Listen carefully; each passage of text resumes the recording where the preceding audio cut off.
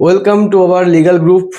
তো আজকে এসছি যে এআইবি 21 এক্সামের জন্য কনস্টিটিউশনাল ল একটা ভাস্ট একটা সাবজেক্ট। তো আমরা শর্ট লিস্ট করে যতটা পারি কমিয়ে একটা টপিক এনেছি, কিছু টপিক এনেছি যেগুলো তোমাদেরকে দেখাবো এবং সেগুলো তোমরা করতে পারো, নোট করতে পারো। যে মোটামুটি এই এই যে কটা টপিক আমি তোমাদেরকে বলছি, এই কটা টপিক মোটামুটি যদি রিকল করতে পারো, সো এটা কোনো প্রবলেম হবে না আশা করি। কারণ ম্যাক্সিমাম যদি দেখি তো কোয়েশ্চেন মানে প্রতি বছর যে ফ্রিকুয়েন্টলি যে সমস্ত কোয়েশ্চেনগুলো আস্ক করা হয়, তো এই টপিকগুলোর মধ্যেই করা হয়।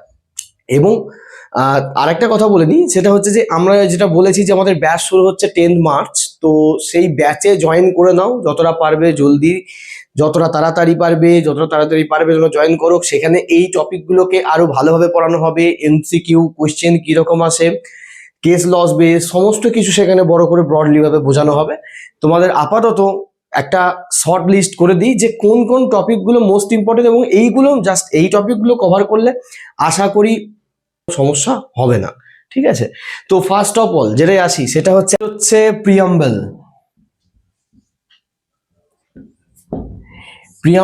এটা তো জানি যে কনস্টিটিউশনের মানে one of the most important, কারণ এটার সঙ্গে সঙ্গে ফার্স্ট অফ অল যেমন আগে বলা হতো বেরুবাড়ি ইউনিয়ন যে কেসটা ছিল আর কি, তো সেখানে বলা হতো নাকি যে প্রিয়াম্বেল কনস্টিটিউশনের পার্ট না। কিন্তু after Kesavananda Bharati case versus Union of India, যেটাই স্টেট অফ কেরালা যে কেসটা হলো, তো সেখানে বলা হলো যে এটা একটা পার্ট। কারণ হচ্ছে বেসিক স্ট্রাকচার, প্রিয়াম্বেলটা অ্যাকচুয়ালি ধরা হয় বেসিক স্ট্রাকচার, এবং তার সঙ্গে সঙ্গে যে সমস্ত কি ওয়ার্ডস গুলো সেগুলোকেও আমাদের মনে রাখতে হবে।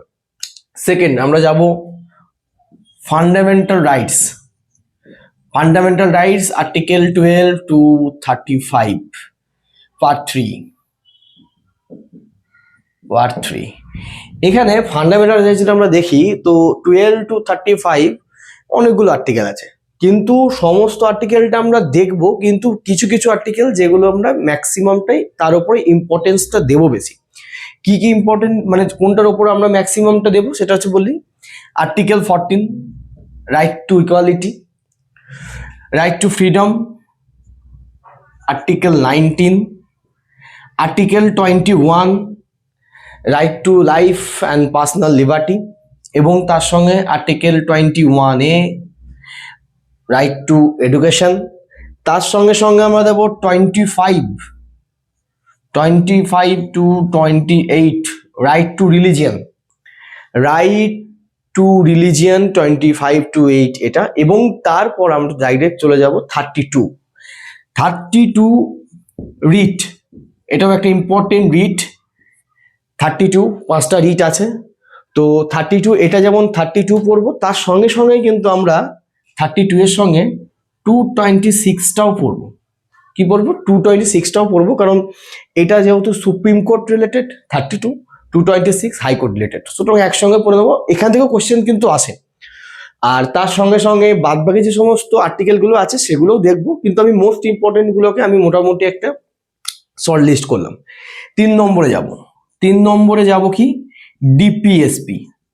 DPSP. Directive principle of state policy. এবার ডিপিএসপি তেও কিন্তু টোটাল যেমন 36 to 51 এতগুলো আর্টিকেল আছে। 36 to 51 এতগুলো আর্টিকেল আছে। তো আমাদের এআইবির জন্য এতগুলো পড়ার প্রয়োজন নেই, এটাকেও শর্ট লিস্ট করবো আমরা। ঠিক আছে, জাস্ট বলে দিলাম আর কি যে ডিপিএসপি এটাও একটা পয়েন্ট, এখান থেকেও কোয়েশ্চেন আসে, ফ্রিকুয়েন্টলি কোয়েশ্চেন আস্ক করা হয় এর মধ্যে। তারপরে বলবো 4 নম্বর ফান্ডামেন্টাল ডিউটিস।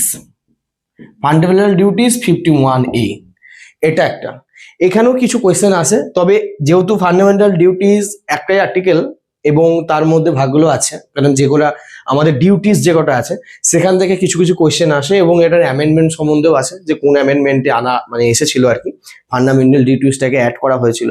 তো মোটামুটি আমরা এখানে কটা বলি, 1 2 3 4টে, অলরেডি আমরা 4টে কভার করলাম।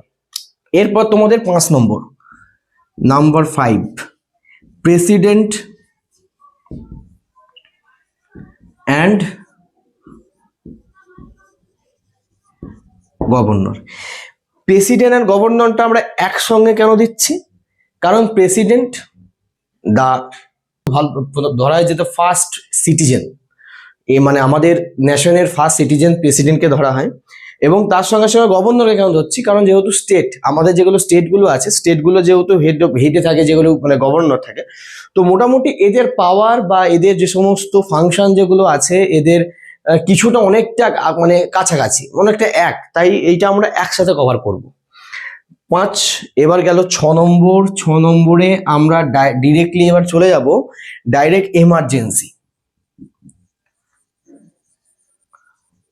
ইমার্জেন্সি প্রভিশন, এটাও আমরা জানি 352, 356 আর তার সাথে হচ্ছে 360।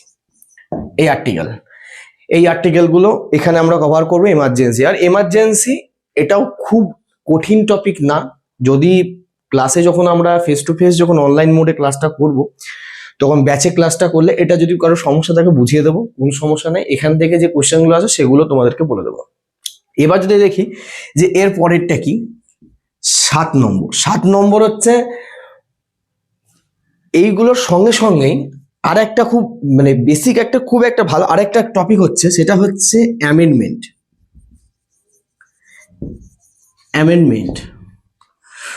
এটা হচ্ছে যে how to amend the constitution.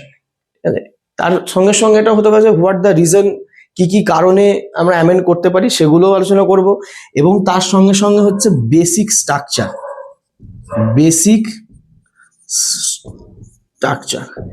এটার সঙ্গে মানে অ্যামেন্ডমেন্টের সঙ্গে বেসিক স্ট্রাকচারটা কিন্তু খুব রিলেটেড। অ্যামেন্ডমেন্ট আমরা করব, কিন্তু অ্যামেন্ডমেন্ট কোনগুলো করব, কোনগুলো করতে পারবো না, সেগুলো বেসিক স্ট্রাকচারের সাথে রিলেটেড। সুতরাং যখন আমরা তোমার পড়াবো, তখন এই জিনিসটা তোমরা বুঝতে পারবে যে বোথ আর ইন্টারকানেক্টেড, কিছুটা হলেও ইন্টারকানেক্টেড, কিছুটা না, অনেকটা ইন্টারকানেক্টেড। এবং তারপরের পয়েন্ট আমরা চলে যাব, 8 নম্বর পয়েন্ট হচ্ছে পার্লামেন্ট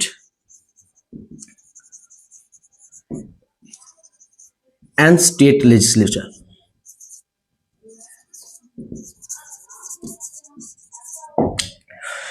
পার্লামেন্ট আমাদের লোকসভা, রাজ্যসভা, যেটা আমরা জেনে থাকি। আর এটা হচ্ছে স্টেট লেজিসলেচার, যেটা আমাদের রাজ্য বিধানসভা আর কি।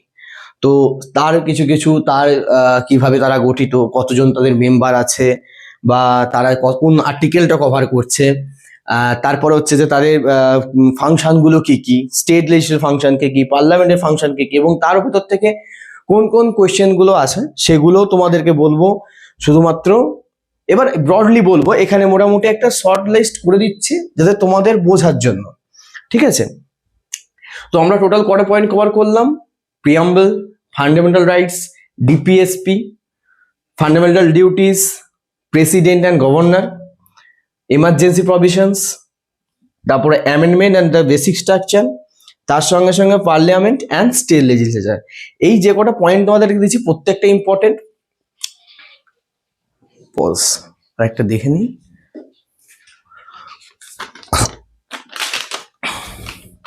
রিটস। আর তার সাথে যদি লাস্টলি আমরা বলছি, যদিও একবার বলেছি তবুও বলছি, কারণ হচ্ছে যে রিটসটা হচ্ছে একটা ভালো একটা মানে ভালো একটা টপিক, যেটার উপর কোয়েশ্চেন কিন্তু দিতেই পারে। কারণ রিটস 5 প্রকার রিটস আছে, মানে 5 টাইপস অফ রিটস এখানে আছে, রিটস আছে। তো রিটসটা আমরা আলাদা করেও পড়তে পারি, এটাকে একটু ব্রডলি পড়লেও ভালো হয়। 36 আর 226, ঠিক আছে? এটাকে যেহেতু আমরা ইয়ের মধ্যেও পাচ্ছি, ফান্ডামেন্টাল রাইটস এর মধ্যেও পাচ্ছি, এটাকে কিন্তু আমরা আলাদাভাবে একবার পড়ার চেষ্টা করবো, বা এটাকে আলাদাভাবে পড়বো, ঠিক আছে? এর কোয়েশ্চেন গুলোও দিয়ে দেবো, এখান থেকেও কোয়েশ্চেন আসে। তো মোটামুটি একটা ওভারভিউ তোমাদের দিলাম যে কি কি মানে কোন কোন টপিক গুলো পড়লে আশা করি যে তোমরা যে সমস্ত কোয়েশ্চেন গুলো আসবে সেই সমস্ত কোয়েশ্চেন গুলো তোমরা কভার করে ফেলবে। আর এর মধ্যে যদি বুঝতে সমস্যা হয়, ক্লাসে জয়েন করো। ক্লাসে জয়েন করলে আমরা যে সমস্ত এমসিকিউ বলো, তার সঙ্গে আরো বলি কেস লস, প্রত্যেকটা টপিকের ওপর কিন্তু ভালো ভালো কেস লস আছে, এবং কিছু কিছু ইম্পর্টেন্ট কেস লস আছে, সেগুলো আমরা পুরোপুরি তোমাদেরকে পিডিএফ হোক বা থ্রু ক্লাস হোক তোমাদেরকে নোট করানো, কিংবা তোমাদের পিডিএফ থ্রুতে তোমাদের পুরোপুরি দিয়ে দেবো। আশা করি সমস্যা হবে না। So as soon as possible join করে যাও, ঠিক আছে, যাতে আমরা ক্লাসটা স্টার্ট করতে পারি ভালোভাবে তোমাদেরকে নিয়ে। তো থ্যাংক ইউ, আজ এই পর্যন্তই, বাই বাই।